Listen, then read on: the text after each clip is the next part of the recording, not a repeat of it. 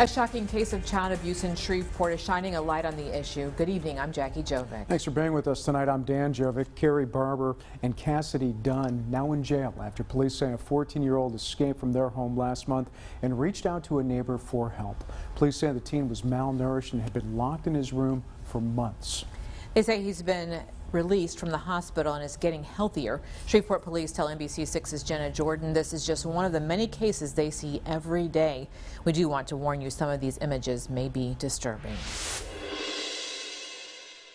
Sabrina Rockmore is a juvenile detective with the Shreveport Police Department. The cases that we handle are child abuse, neglect cases, missing people, runaway juveniles. It's a job that never stops. We definitely get a constant caseload in this unit. And these are photos from some of those cases. The physical abuse evident on young victims. But abuse is not always visible. It can also be emotional and psychological or sexual. And kids need adults they can trust to notice when they may be acting differently. You kind of got to be mindful that things that are kind of out of the ordinary, those responses, those behaviors, those things are good to pay attention to. When child abuse is reported to law enforcement, the nonprofit Gingerbread House is often contacted to facilitate interviews with the young victims. On average, a day, we normally see 4 to 5 new forensic interviews.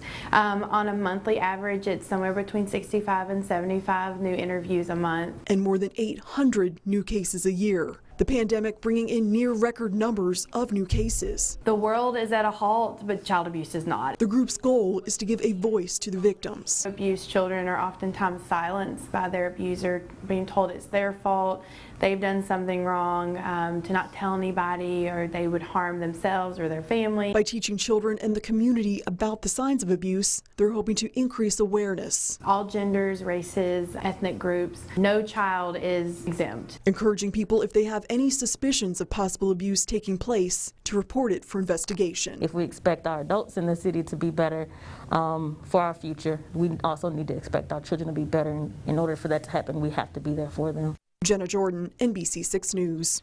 Jenna, thank you. Gingerbread House offers free in-person and virtual training programs for kids as young as 2 years old all the way up to adults. And you can anonymously report abuse by calling the Louisiana Child Protection Hotline at the number on your screen.